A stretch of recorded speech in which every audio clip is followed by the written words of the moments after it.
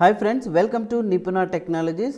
మనం ఈరోజు Microsoft వర్డ్లో insert ట్యాబ్లో ఉన్నటువంటి టేబుల్ గ్రూప్లో ఈ ఆప్షన్స్ అన్ని డిస్కస్ చేసుకోబోతున్నామండి. లాస్ట్ క్లాస్లో టేబుల్ని ఎట్లా ఇన్సర్ట్ చేయాలి, అదే మాదిరిగా అడిషనల్గా రోస్ని కాలమ్స్ని ఎలా ఇన్సర్ట్ చేయాలనేది నేర్చుకున్నాం కదా.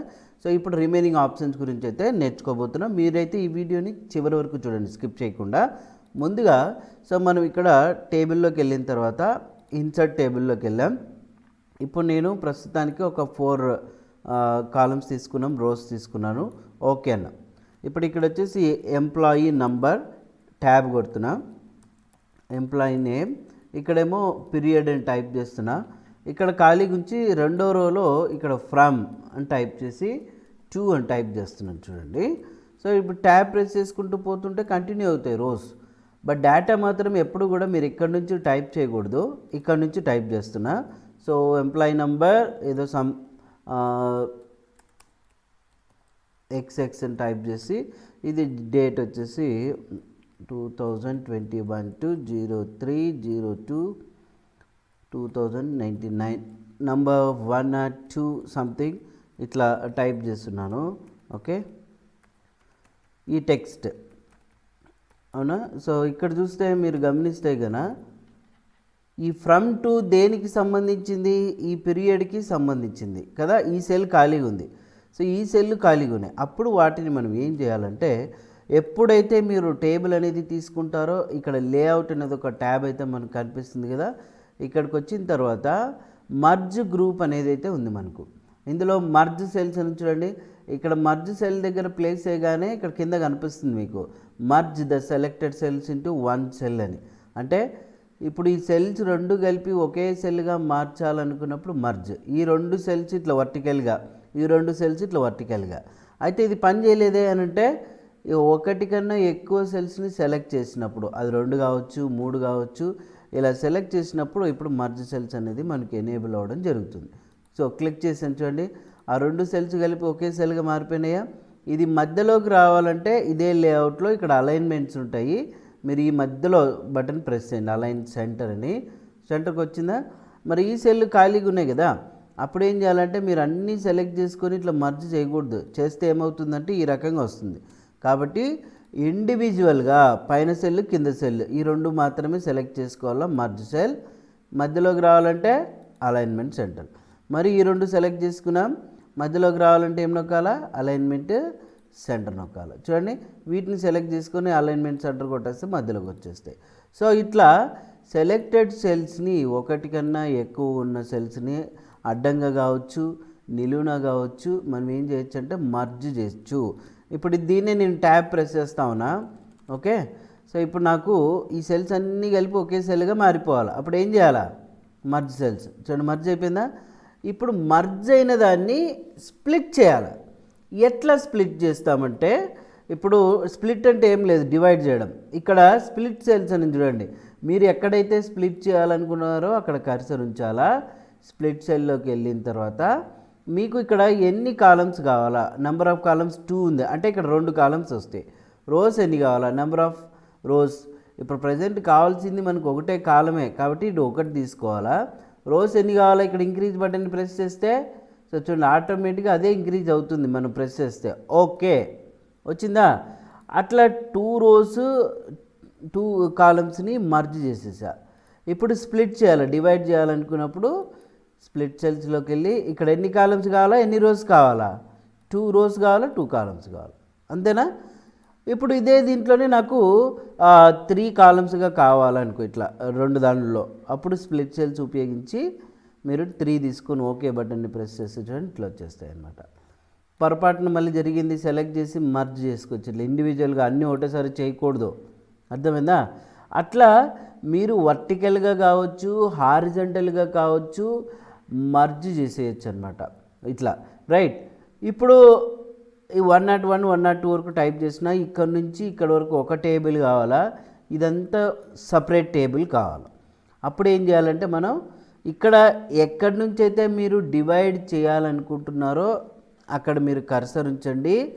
ఇక్కడ స్ప్లిట్ టేబుల్ అని క్లిక్ చేస్తే చూడండి, ఎంటర్ ప్రెస్ చేస్తే డివైడ్ అయిపోయింది సపరేట్గా. ఓకే, ఇది ఒక టేబుల్ అయింది, ఇది ఒక టేబుల్ అయింది. మరి కలపాలంటే ఏం చేయాలా చెప్పండి, కలపాలంటే ఏం చేయాలా? మీకు ఒకటే గుర్తుకొచ్చేది ఏంటంటే మర్జ్ సెల్స్ అని. అది కాదు, డిలీట్ బ్యాక్ స్పేసే. ఇప్పుడు బ్యాక్ స్పేస్ ప్రెస్ చేస్తే గ్యాప్ ఎరేజ్ అయిపోయి పైకి మూవ్ అవుతుంది. కర్సర్ రైట్ సైడ్ ఏముంది, ఖాళీ స్పేస్ కదా, డిలీట్ కొడితే కలిసిపోతుంది, అంతే తేడా. కాబట్టి సో మీరు కంపల్సరీగా so delete back space use చేస్తే సరిపోతుంది. ఇవి చాలా ఇంపార్టెంట్ మనకు, మర్జ్ సెల్స్, స్ప్లిట్ సెల్స్ అనేటివి మాత్రం. ఓకేనా? సో ఇప్పుడు ఇలాంటి చిన్న చిన్న టేబుల్స్ని మనం ఇవి తెలిస్తే నేర్చుకోవచ్చు. ఇక పర్టికులర్గా ఇప్పుడు నేను ఏం చేస్తున్నానంటే ఇంకొక టేబుల్ అయితే తీసుకుంటున్నాను. ఇన్సర్ట్లోకి వెళ్ళి టేబుల్, ఇన్సర్ట్ టేబుల్. సో ఇప్పుడు ప్రజెంట్ 5 కాలమ్స్ తీసుకున్నాను. ఇక్కడ నేమ్, ఇక్కడ టేబుల్లో టైప్ చేద్దాం. నేమ్ అని టైప్ చేసిన, అడ్రస్ అని టైప్ చేసిన, ఆధార్ నంబర్ అని టైప్ చేసిన, ఓకే, ఫోన్, పిన్ ఇట్లా టైప్ చేసిన. ఇక్కడ 1 సంథింగ్ నంబర్, ఓకే, టైప్ చేసుకుంటూ పోయాను. ఇప్పుడు ఏంటంటే ఈ టేబుల్లో టెక్స్ట్ ఎంతవరకు అయితే ఉందో అంతవరకు ఆటోమేటిక్గా కాలం యొక్క విడ్త్ అడ్జస్ట్ చేసుకోవాలి. అంటే ఎట్లా అంటే ఇప్పుడు నేమ్కి ఇంతవరకే ఉంది కదా, ఓకే, సో మరి ఇంత అక్కర్లేదు, ఆ నేమ్ ఎంత ఉందో అంతవరకు అడ్రస్, ఫోన్ నెంబర్ అంతవరకు విడ్త్ అనేది అడ్జస్ట్ చేసుకోవాలి. అడ్రస్, ఆధార్ నంబర్, ఫోన్ ఉంది కదా, మరి ఇంత స్పేస్ ఎందుకు అని అనుకున్నప్పుడు మనము ఇక్కడ లేఅవుట్లో ఇక్కడ ఆటోఫిట్ అనే ఒక ఆప్షన్ అయితే మనకు కనిపిస్తుంది చూడండి. ఇక్కడ యారో మీద క్లిక్ చేస్తే 3 ఆప్షన్స్ వస్తాయి మీకు. ఏంటి అంటే autofit contents 1, autofit window 1, fixed column width 1. Autofit content అంటే ఏంటంటే మ్యాటర్ ఎంతవరకు అయితే ఉందో అంతవరకు ఆటోమేటిక్గా విడ్త్ అడ్జస్ట్ అవుతుంది. చూసారా, ఆధార్ నెంబర్ ఇక్కడ వరకు ఉంది కాబట్టి అక్కడ వరకు వచ్చింది, అదే అడ్రస్ ఇక్కడ వరకు ఉంది కాబట్టి ఇక్కడ వరకు వచ్చింది. ఒకవేళ మీరు ఎక్కువ టైప్ చేస్తే ఇట్లా పెరుగుతూ పోతుంది అనమాట. ఓకే, సో ఆటోఫిట్ అనేది యూజ్ చేయొచ్చు. ఇక ఆటోఫిట్ విండో అంటే ఏమంటే విండో సైజ్ వస్తుంది, అంటే లెఫ్ట్ మార్జిన్ నుంచి రైట్ మార్జిన్ వరకు. ఇక ఫిక్స్డ్ కాలం విడ్త్ అంటే ఏంది అంటే ఇప్పుడు ఈ కాలంలో నేను టైప్ చేస్తా పోతున్నా వితౌట్ స్పేస్ లేకోకుండా. ఆ కాలం చూడండి, గమనించి ఏమవుతుంది, విడ్త్ అనేది ఇట్లా పెరుగుతూ పోతా ఉందా, అట్లా లేకుండా ఇప్పుడు ప్రజెంట్ కాలం విడ్త్ ఎంతైతే ఉందో ఆ కాలం విడ్త్ని ఫిక్స్ చేసేయాలి. ఒకవేళ ఆ కాలం దాటింది అంటే మ్యాటర్ ఆటోమేటిక్గా నెక్స్ట్ లైన్కి రావాలి. సో అప్పుడు ఇక్కడ ఫిక్స్డ్ కాలం విడ్త్ అనే ఆప్షన్ యూజ్ చేయొచ్చు. క్లిక్ చేస్తే సో చూడండి ఈ కాలం ఎండ్ అయిందా, నెక్స్ట్ మొత్తం టేబుల్కి అంతా అప్లై అవుతుంది. ఇక్కడ ఎండ్ అయిందా నెక్స్ట్కి వచ్చేస్తుంది ఇట్లా. ఓకే, ఈ రకంగా. కాబట్టి ఆటోఫిట్ ఆప్షన్స్ అనేది మీకు అవసరాన్ని బట్టి ఉపయోగపడతాయి, అది మీరు గమనించాలా. మరి ఎప్పుడైతే మీరు టేబుల్ అనేది తీసుకుంటారో కొత్తగా ఇన్సర్ట్లో ఇన్సర్ట్ టేబుల్ అనేది తీసుకుంటారో ఇక్కడే టేబుల్ బిహేవియర్స్ ఉంటాయి, వీటిని టేబుల్ బిహేవియర్స్ అంటారు.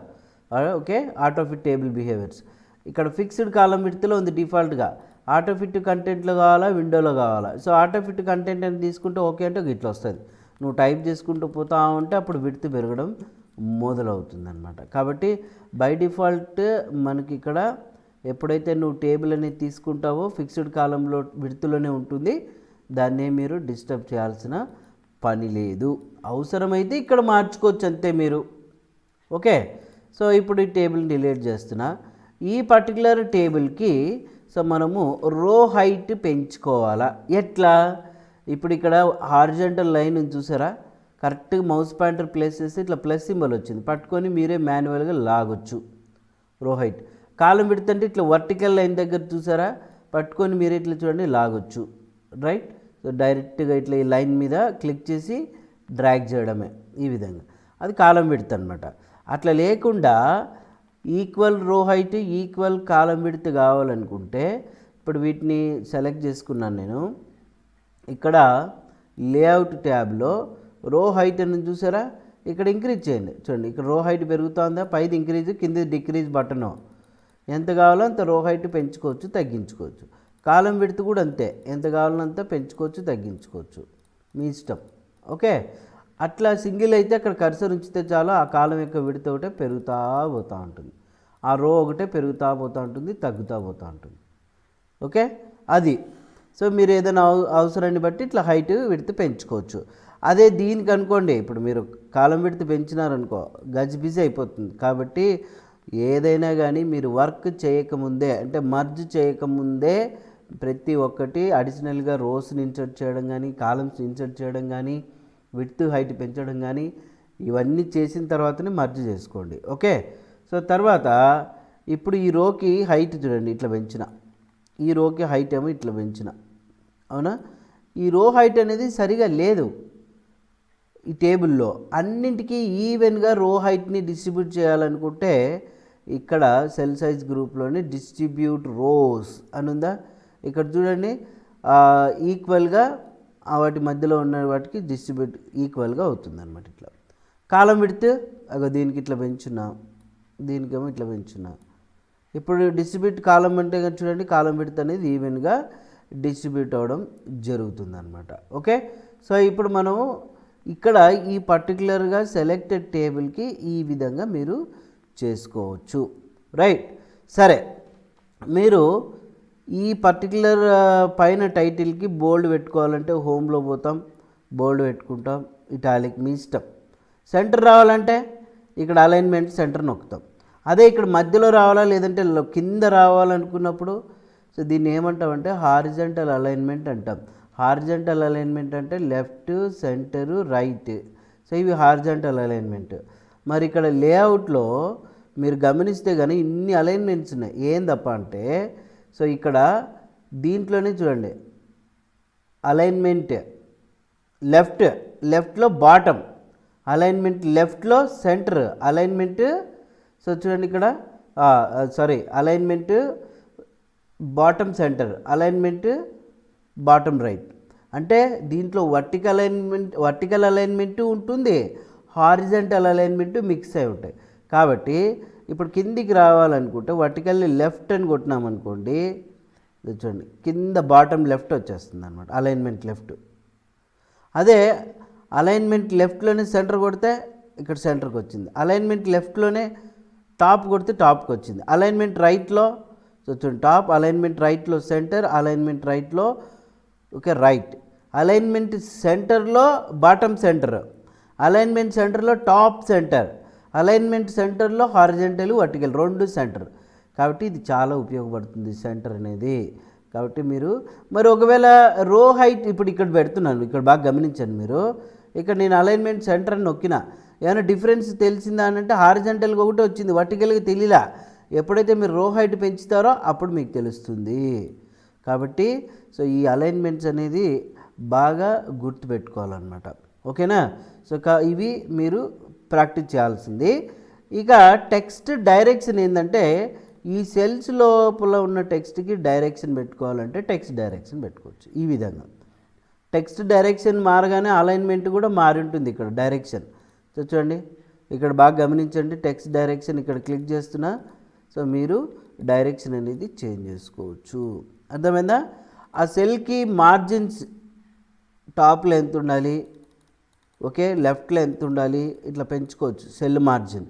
ఓకే అవసరమైతేనే, బట్ అది మనం పెద్దగా యూజ్ చేయం కాబట్టి అవసరంలో ఒకసారి తెలుసుకుంటే చాలన్నమాట. క్లియర్.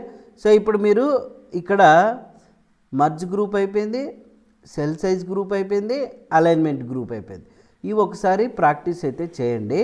ఇక తర్వాత దీన్ని బేస్ చేసుకొని రకరకాల టేబుల్ని అయితే చేయాలో ముందు అదైతే మీకు చెప్తాను. సో కాబట్టి సో మీరు కంపల్సరీగా అయితే ప్రాక్టీస్ అయితే చేయాలండోయ్. ప్రాక్టీస్ చేస్తేనే వస్తుంది, లేకపోతే రాదు, అవునా. కాబట్టి బాగా ప్రాక్టీస్ చేయండి. మరి ఈ వీడియో నచ్చినట్లయితే లైక్ అయితే చేయండి, షేర్ చేయండి, సబ్స్క్రైబ్ చేసుకునే వాళ్ళు సబ్స్క్రైబ్ అయితే చేసుకోండి. సో నెక్స్ట్ వీడియోలో కలుద్దాం. Thank you.